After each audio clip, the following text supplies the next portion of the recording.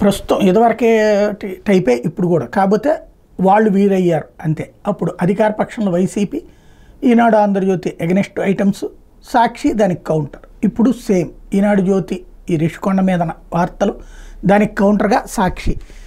YCP పత్రిక సాక్షి ఏం రాస్తుందంటే, రాష్ట్రానికి రాష్ట్ర ప్రజలకు మంచి చేయడం అనేది తెలుగుదేశం పార్టీకి పార్టీ ప్రభుత్వానికి చేత కాదు. విభజిత రాష్ట్రాన్ని 2014 నుంచి 2019 వరకు అధికారంలో ఉన్న టీడీపీ ఏ కార్యక్రమం చేపట్టే దాన్ని సాగదీసి స్వలాభం చూసుకోవడమే తప్ప రాష్ట్రానికి చేసిన మంచి ఒకటి లేదు. రాజధాని పేరుతో చేసిన విధ్వంసం, తాత్కాలిక సచివాలయాల పేరుతో నిర్మించిన నాసిరకం భవనాలు, పోలవరం ప్రాజెక్టులో తప్పులు, ఇలా అన్ని రాష్ట్రానికి తలవంపులు తెచ్చే పనులే ఇప్పుడు అదే చేస్తుంది. టీడీపీ రిషికొండ పైన అంతర్జాతీయ స్థాయిలో పర్యాటకులను ఆకర్షించేలా, విశాఖ ఖ్యాతిని మరింతలా పెంచేలా అద్భుత భవనాలు నిర్మిస్తే దానిపై వికృత రాజకీయం చేస్తుంది.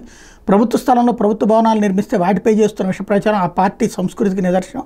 తన చేతకాంతనాన్ని కప్పుకూర్చుకునేందుకు చేస్తున్న కపట నాటకం. 700 కోట్లతో తమ ప్రభుత్వం నిర్మించిన తాత్కాలిక సచివాలయం చిన్న వర్షానికి లీక్ అయిపోయి నీరంతా గదుల్లో ప్రవహించగా, ఇప్పుడు కేవలం 400 కోట్లతో రుషికొండపై విశాఖగాక యావత్ రాష్ట్రానికి తలమానికంగా వైఎస్ఆర్సీపీ ప్రభుత్వం నిర్మించిన ఈ ఐకానిక్ భవనాలను చూసి తలెక్కడ పెట్టుకోవాలి టీడీపీ అధినేతలకు తెలియడం లేదు.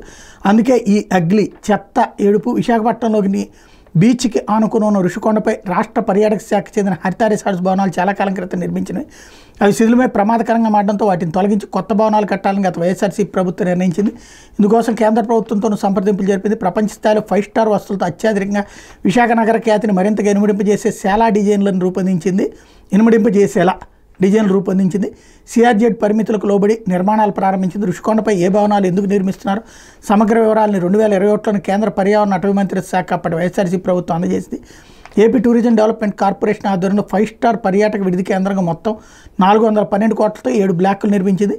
రుషికొండ మొత్తం 61 ఎకరాల విస్తీర్ణంలో ఉంది. ఇందులో 9.98 ఎకరాల విస్తీర్ణంలోనే ఈ భవనాలు నిర్మించింది. గతంలో హరిత రిసార్ట్ 48,000 చదరపు అడుగుల విస్తీర్ణంలో ఉండేది. ప్రస్తుత భవనాలు 19,968 చదరపు మీటర్ల విస్తీర్ణంలో. వీటన్నింటినీ పర్యాటక శాఖ ఆధ్వర్యంలో నిర్వహించేందుకు వీలుగా నిర్మించారు. ప్రెసిడెన్షియల్ సూట్ రూమ్, బ్యాంక్వెట్ హాల్తో Vijayanagara block, presidential suite rooms, deluxe గదులు, బ్యాంక్వెట్ హాల్తో కళింగ బ్లాక్ నిర్మించింది. సూట్ రూములు, కాన్ఫరెన్స్ హాళ్లతో పల్లవ బ్లాక్, సమావేశ మందిరాలతో Chola block, recreation lounge, business సెంటర్తో గజపతి బ్లాక్, ప్రైవేట్ సూట్ రూములతో Vengi block, restaurant, lounge, kitchen, parking సౌకర్యాలతో ఈస్టర్న్ గంగా బ్లాక్లు నిర్మించింది. విశాఖ నగరాన్ని పరిపాలనా రాజధానిగా చేస్తే రాష్ట్రం మరింతగా అభివృద్ధి చెందుతున్న వైఎస్ఆర్సీపీ ప్రభుత్వం తలంచింది. ఇందుకు ఏర్పాట్లు ప్రారంభించి విశాఖలో పాలన ప్రారంభించడానికి అనువైన భవనాల పరిశీలనకు ఉన్నతాధికారులతో కూడిన కమిటీ నియమించింది. ఈ కమిటీ విశాఖలోని పలు భవనాలు పరిశీలించి వీటిలో రుషికొండపై నిర్మించిన భవనాలు ప్రభుత్వ కార్యకలాపాలకు అనువైనవని తేల్చింది. ఇక్కడ సీఎం నివాసం, సీఎం కార్యాలయానికి అనువుగా ఉంటాయని వెల్లడించింది. అప్పటి నుండి ఈ భవనాల్లో సీఎం నివాసం, కార్యాలయానికి అనుగుణంగా కొన్ని మార్పులు చేశారు. వాటిని నిర్మించింది ప్రభుత్వం. పనులు జరిగింది ఏపీటీడీసీ ఆధ్వర్యంలో. ప్రభుత్వానికి సంబంధించిన కార్యక్రమాలు, అంతర్జాతీయ సదస్సులు ఎక్కడే నిర్వహించేందుకు వీలుగా అత్యద్భుతంగా 5 స్టార్ హోటల్స్ను తలదన్నేలా నిర్మాణం జరిగింది. సాగర్ తీరంలో అద్భుతంగా రాష్ట్రానికి అంతర్జాతీయంగా పేరు తెచ్చే నిర్మించిన ఈ భవనాలు చూసి గర్వపడాలి కానీ ఎవరో సొంతగా భవనాలు కట్టేసుకున్నట్టుగా టీడీపీ ప్రభుత్వం, ఆ పార్టీ నేతలు ఏడుపులు పెడబొబ్బలు ఎందుకు? ఇవి ప్రభుత్వం నిర్మించిన భవనాలు, అనుమతి ఉన్న వాళ్ళు ఎవరైనా వెళ్ళొచ్చు.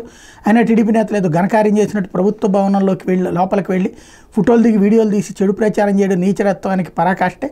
మంచి చేయడమే కాదు, మరొకరు చేసిన మంచిని అంగీకరించడం కూడా చేతకాదని వారికి వారిని నిరూపించుకోవడమేనంటూ స్టోరీ రాసుకొచ్చింది.